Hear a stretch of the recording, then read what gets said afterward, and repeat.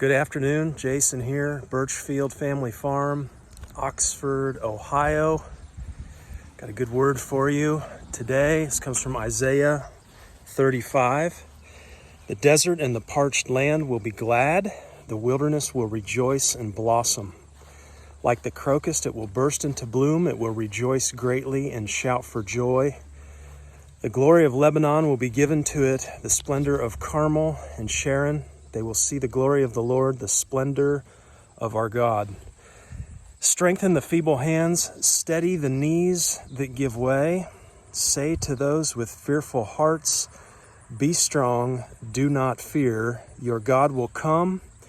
He will come with vengeance. With divine retribution, he will come to save you. Then will the eyes of the blind be opened and the ears of the deaf unstopped. Then will the lame leap like a deer and the mute tongue shout for joy. Water will gush forth in the wilderness and streams in the desert.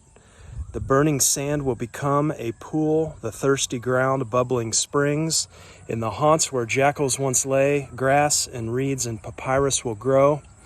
And a highway will be there. It will be called the way of holiness. The unclean will not journey on it. It will be for those who walk in that way. Wicked fools will not go about on it. No lion will be there, nor any ferocious beast get up on it. They will not be found there, but only the redeemed will walk there. And the ransomed of the Lord will return. They will enter Zion with singing. Everlasting joy will crown their heads. Gladness and joy will overtake them, and sorrow and sighing will flee away. It's an overcast Sunday today. Temperatures are very nice. Let's say low 70s. Let's shut this electric fence off. Need to do a cattle move today. Chickens have been fed.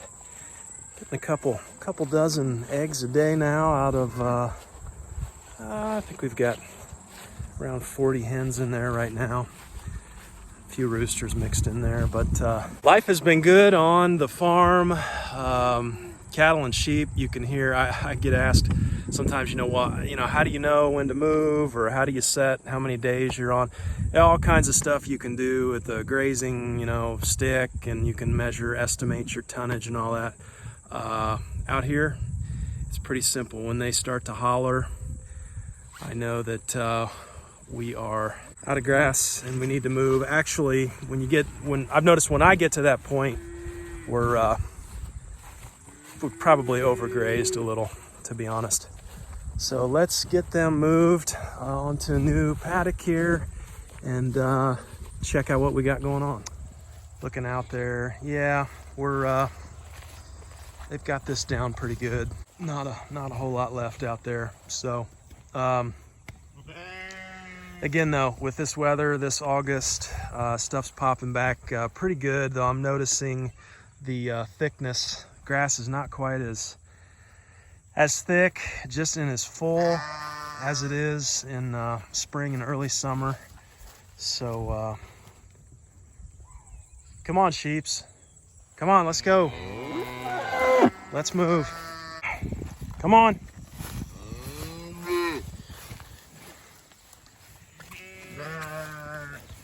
There's the good stuff. You can see I got a few bare spots out here. There's one there, and I noticed one over here. And I think that's the bull. When he gets fired up, he kind of starts kicking, puts his head down and kicking dirt. And it seems like a few times a year he'll getting a little bit of a tizzy there, and so don't like to see that, but it is what it is. Flies, we do have some fly pressure here, but not as bad as I've seen it. Come on, sheeps. Come on. You can see that's 26 there. You can see she's dirty on the backside. I get some comments sometimes in these videos like, why? I see if St. Croix has a dirty rear end, I thought St. Croix didn't get dirty. And that's called scouring, and there's all kinds of reasons that sheep can do that. Cattle can do it as well. But, one of the reasons can be nutrition. and the lush grass. With her there, 26, she raised triplets this year, and 2 out of the 3 of those triplets were rams. And she did an amazing job, unassisted, did not have to bottle feed any of those lambs.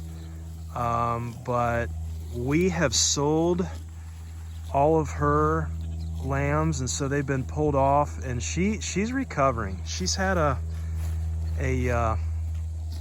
think she just had a tough time at the end here, getting enough calories. So I will, in a situation like that, especially if they get thin as well and they scour after weaning and lambing and whatnot, yeah, I like to keep a close eye on them, maybe give a little alfalfa if we need to. She's had a little bit and she's bounced back, but definitely you want to keep an eye on those mamas that are under high demand. Don't know why, but it seems like especially after we pull those lambs off, sometimes that you can see that body condition, especially in grass fed. I can't just throw grain at her to bring her back. You really gotta keep an eye on those mamas. They're doing a lot of work, especially with 2 out of the 3 being rams. I've noticed rams are tougher. Rams are tougher on mamas. I mean, they get to the point, especially about 60 to 75 days. They're still mamas are still sometimes letting them nurse, and they will punch that bag. And I've seen them, they'll actually lift the back end of a ewe up off the ground. I mean, she'll lift up when they punch that bag trying to get more milk. It's pretty incredible. Those mamas, I'm telling you, those mamas will just give and give and give and give till they ain't got nothing left. So, but lambing went well this year. Sold a few. That was good. It's this year. The story is it's the weather. It's this rain.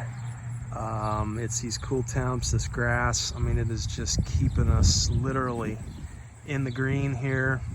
I will. I've been debating whether or not to mow. Let's go over here and see what we got left. I think for us in our location, there's a few different factors that would determine if I'm going to mow a paddock or not. Number one is moisture.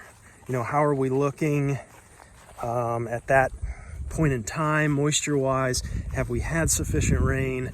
Is it dry? If it's dry, even a little dry, I'm probably going to err on the side of letting it go, using those weeds to not only keep soil covered, but to also put roots down.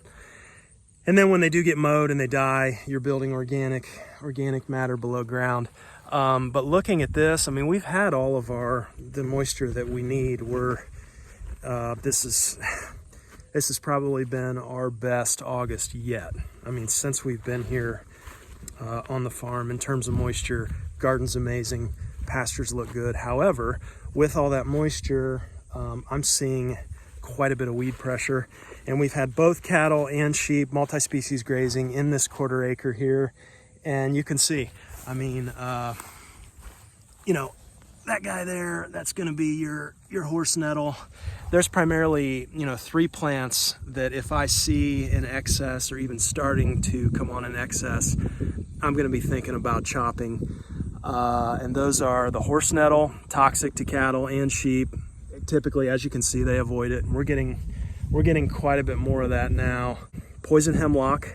If I see poison hemlock, come on out here. Poison hemlock, I don't even like mowing that.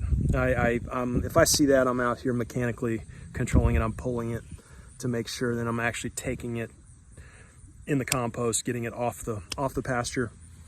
And then that third one is thistle. If I see thistle in excess, I don't really see that out here. I see one over here. Obviously you don't want that stuff going to seed. So just chopping that usually with a shovel. I have noticed actually 4 plants. Okay, common burdock. If I see the burdock, I want to mow that down as well. But yeah, that's a pretty good looking thistle there. Obviously, nobody's touching that.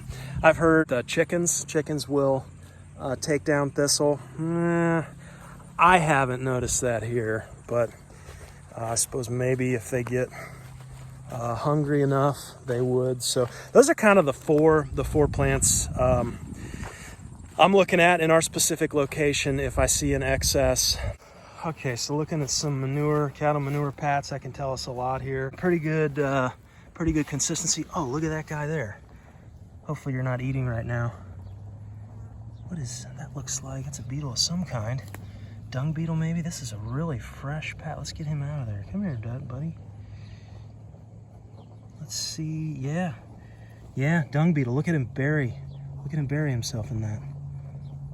Unreal. And then you've got some holes here.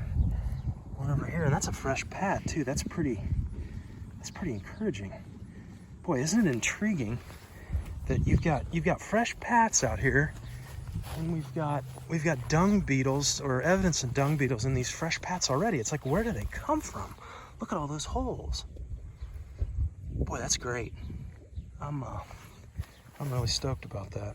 I know a bunch of you have been asking about, what we do paddock wise. Right now there's 10 quarter-acre paddocks, 1, 2, 3, 4, 5, 6 by the barn there, 7, 8, 9, 10 at the back there, and then there's an acre and a half of woods on the other side of that.